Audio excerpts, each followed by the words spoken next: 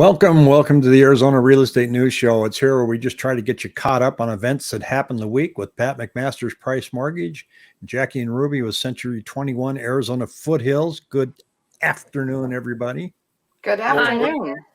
And it looks like summer is starting to end next week. I don't think we're supposed to be over 100, and for people the rest of the country, that's how we view things out here. But this show is sponsored again by Red Hog Media. So if you have any real estate photography needs, or if you have any needs for your business, they do photography and video, and they have 360 videos, 360 tours, and drones, and they're kind of your one-stop shop for all of your photography needs. I highly recommend them. And if you go into their site and you put in the discount code Rick Helps, they will give you 10% off. How cool is that? Rick, we used them yesterday for a new listing. Fabulous. Yeah, aren't they great? And did you get the pictures back yet? Yep. I got a link this morning. Yeah, and they give you social media packages, everything. It's really great. I like those people. They're fun. So I'm going to quickly go through some numbers here, and then it's okay if you disagree with me when I kind of give you my outlook for the rest of the year, and because that's what we do here. So we're not all like-minded, but you might agree with me. So, but first thing that keeps jumping out at me is the lack of new listings. This is new listings weekly, and that line just keeps going down. And without new listings, we still have listings growing in total, but we're kind of hanging 19,100 again today, exactly like last week. And the reason is, look at our monthly sales volume. I mean, if you've ever seen a number where something just fell off the map, this is it. This is year over year percentage change. So our sales in April were up 41.6% versus last year. And now we're down 77.7% in sales. And that's what's driving the increase in available homes and listings. And that is, I don't see that changing anytime soon. And I'm going to show you, I'm going to try and this is about as much of an economic wizard I can be. But here's what we're looking at here when we look at M2 money stock. And this is money that's out there, right, Pat? Just in checking accounts, just, from all sources.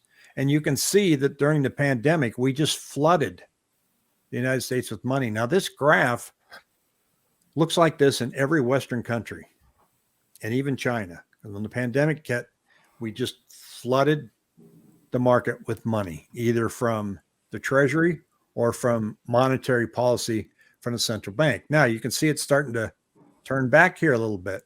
But when I look at another chart, which is a percentage of money supply growth, this is where it gets interesting. You can see way over here, again, that huge spike up, but this is a percentage here, and they're pulling it back down.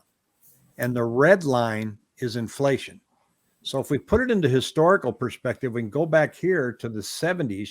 You can see that we had a spike in M2 again, and it hung up out there for a long time, and it resulted in this high inflation rate of 14.7%.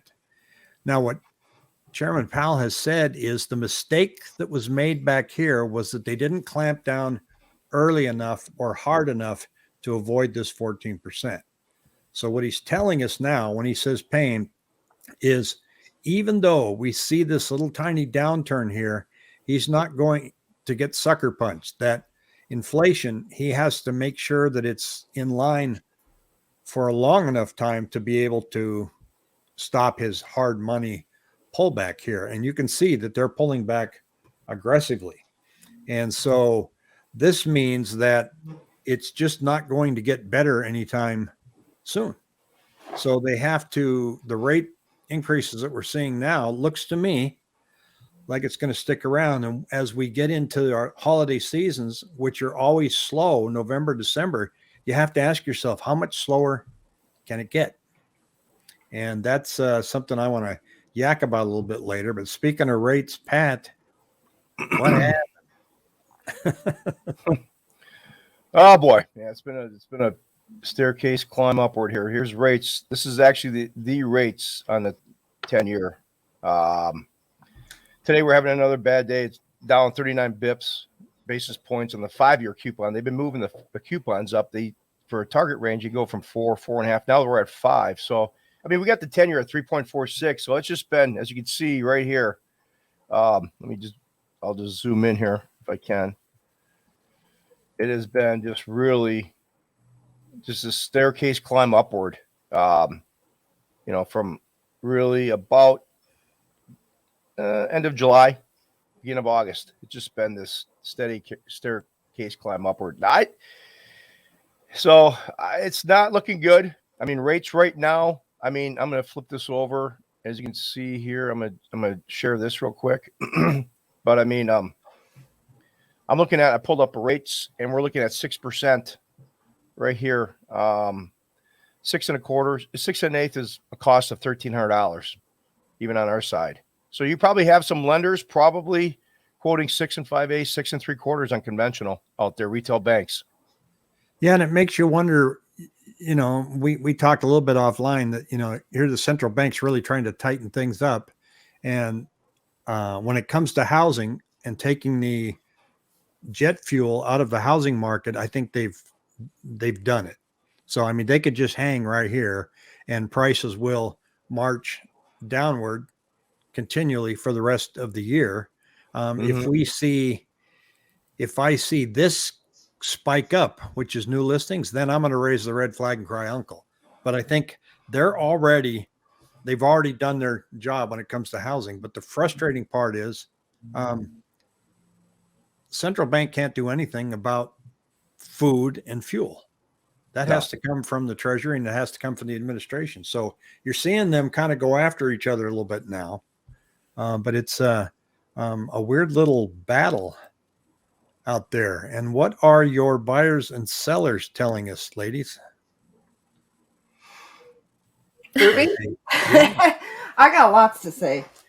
Well, you go ahead then. You're up. I got one new build under contract, and just out pounding the pavement with others.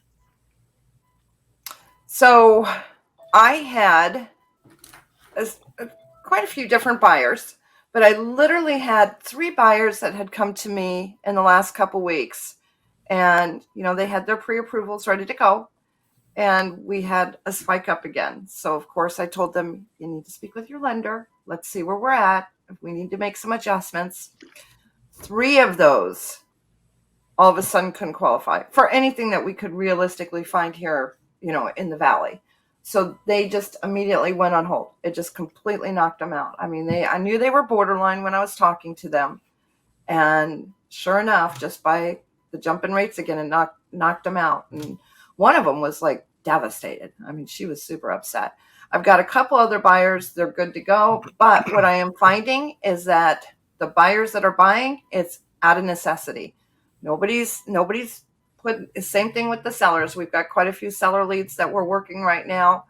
Every single client is out of necessity. It's either divorce, death, and they have to sell the house, job transfers. There is I'm sorry? There's some that are the older generation that are looking to move into like assisted living, that type of thing. Right. Going on. Right. So and some flippers, investors getting rid of their homes. And I saw an article the other day, I think it was yesterday. Phoenix actually has, I believe it's 13.1%, the highest inflation in the nation right now. Yeah. And I have just, in my entire 33 years, I have never seen a market manipulated like this one has been. It's crazy. Pat, when can we expect some relief, or can we? Are we going to be looking at this kind of mortgage rate for the rest of the year? Or what's Habib saying? He kind of thought things had pulled back by the beginning of 2023, didn't he? My crystal ball, I left it in the other room, but I'll just do my best. Mine's in my truck. Yeah. No, I mean, on a serious note, I broke mine. No, I mean, it's kind of interesting on my end. Barry says that we're going to see the next couple months some pressure on inflation because he says through October, November, he says we're going to start to see, we're going to start to see some relief in rates beginning of next year. for second quarter of next year. He goes, we're still going to see this push upward. And, but he believes with the Feds, obviously their MBS purchases, basically they have said that there's no purchases out on the schedule on the Federal Reserve. I guess if you look at the schedule, there's no scheduled purchases, but they're just letting the runoff. They're still taking what's reinvested. If somebody refinances or pays it off, they use that for reinvesting. That's down. So he goes, he thinks that that's going to be muted. That whole MBS, because of the supply, is down dramatically. That's going to be muted. But he really thinks that once you start comparing the quarter to quarter numbers or month to month numbers from last year on inflation, because we saw a push November, December, January, this coming up with things slowing down, you're going to see much more less inflationary pressures. And I think it's going to, obviously give some relief to the rates. But it's just going to take a while. It's going to take a while. I mean, once again, remember, we're talking about, these periods. We're going through these periods. I think this is just a sloppy, tough period. And like Jackie said, I think the people that are moving or doing something are just out of necessity. And remember, I have been talking, obviously, the other last 12 months or so, you and I have been talking about this interest rate lock-in as far as people are locked in at a lower rate. And now we're starting to see these leading analysts. I saw 2 articles in the last couple days, how these leading analysts now are saying, they call it the rate lockdown, because so many people are, they're starting to realize that is causing a constriction and restriction in supply. So, in terms of the crash, I don't buy it, but I mean, we are definitely going to see, I think things are slowing down. There's no doubt about it. Companies are pre-announcing their earnings. All the conditions are slowing. So, but it's going to take probably 4 to 6 months for this to work out. Well, ladies, how do you see the end of the year shaking out here? Because when I look at these sales numbers, how much lower can they get? I've been saying this the last month. I think we're just going to be stagnant. I think we're just going to muddle along. Anything out of necessity will happen. It takes buyers 3 months approximately anyways to kind of absorb the rates, get used to it, settle in. And, I think we were starting to see that little uptick a little bit with some buyers coming back to the market, and, rates had come down. They were in the 4s. I was saying, here's the time to buy. We've got the inventory. The sellers are willing to negotiate. I'm seeing sellers get much more realistic now. And the agents are, they're not just taking listings anymore to get a listing. They are being adamant. I'm seeing more and more of that, of them saying we've got to price realistic, because, you spend a lot of money when you take a listing up front, getting it ready for market. There's a lot of time, energy, and money invested. Yeah, and I saw a comment, didn't even cut you off, saw a funny comment on Facebook group yesterday, which is a real estate one. This lady goes, I don't know what to do. I haven't had any showings in 45 days, and you're overpriced. I'm priced 40,000 below Redfin and Zillow, and I'm thinking, well, there's your problem. You're using them for comps. Yeah. No kidding. And you've got to look at, when we just sat down and took a new listing the other day, and every client I'm talking with, potential seller right now, the sold comps are out the window. Even the sold comps from July. Even the sold comps from August, they're out the window. You got to look at active, under contract, pending, and then go from there. So we've got one on Morrow that, when we listed it, and I kind of pushed these girls because I saw things shift, and they were kind of taking their time. They needed to clear out the house. They inherited the home. And I'm like, we got to get on the market. We got to get on the market. And when we first looked at the market, it had a 480 something value. We priced it, I thought, appropriately. Mm-hmm. It's been on the market for about 28, 32 days, something like that. We had done one price adjustment, and I had to have that hard conversation with them last week. I'm like, look, here's the deal. You have got to go down to bottom dollar that you are willing to take, and you've got to be realistic. We can't do this, or it's going to hurt you it hurts you more in the long run. So we dropped it down, and we actually priced against the under contracts and pendings. This one has a pool, and we typically, an appraiser, somewhere 10 to 16,000 on an adjustment for a pool. We took the pool adjustment out so that we would be very, very competitive. So now we're getting showings. Yeah, we're getting not getting showings. It's price. It's always price. There's there's only 2,600 people out there on a weekly basis that are writing contracts. And so you have to get their attention either with flares or price. And I did a video Tuesday where I was talking about if you're out there looking for a foreclosure, there aren't any. But if you're Right. looking for foreclosure pricing, look at Open Door. Yeah. Because the dynamics are the same. In other words, a bank, when they get a house, they have to move it, right? So they have to keep pricing it until it gets sold. Yeah. Open Door, they have to move these homes unless they plan on converting to a property management company. So they have to move this inventory. And they have 1,600 of them. They have no choice but to keep lowering the price until they move. Yeah. And I'm hearing some stories on the street too that are saying that they're pulling some of these guys, and I don't know which one it was. But you're sending in an offer and they reach out to you and say, "Give us your highest and best." Yeah. I saw that too. They don't have Right. multiple offers. The same thing with the new builds, and Ruby's been coming across a lot of good deals with new builds, right? Yeah. A lot of the builders they got a lot of inventory homes out there. And unfortunately, that's a good inventory from people that couldn't qualify after they'd been under contract for 6, 7, 8, 9 months or more. Yeah, that's really a tough situation. I had a viewer reach out and say, can you talk about delinquencies and foreclosures? And I always kind of have the same answer and go, yeah, there aren't any. Yeah. This is a serious delinquency rate. And the reason that it went up was because of the moratorium. So if you're more Right. than 90 days behind, it's not reported to the credit agency. They started doing that, but then they stopped. But and then here is this is mortgage delinquencies and foreclosures by period.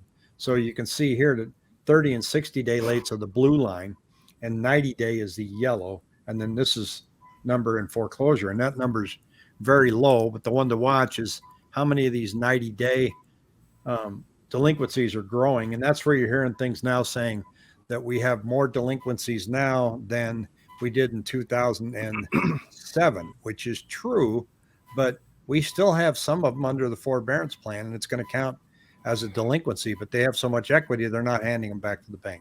Mm-hmm. One of the interesting things I'm seeing is the rents. Rentals are growing, and I'm seeing rent prices dropping. Yeah, the rent growth, according to the Cromford report today, said that it's, we're starting to see, let's see, over the past 4 weeks, seen a flood of new listings with 66% more being added to the MLS. Now, if they're adding them to the multiple listing service, that means that they've had a hard time just posting them on Zillow or putting them on rental.com. So they're trying to get as many eyeballs on their rentals as they can.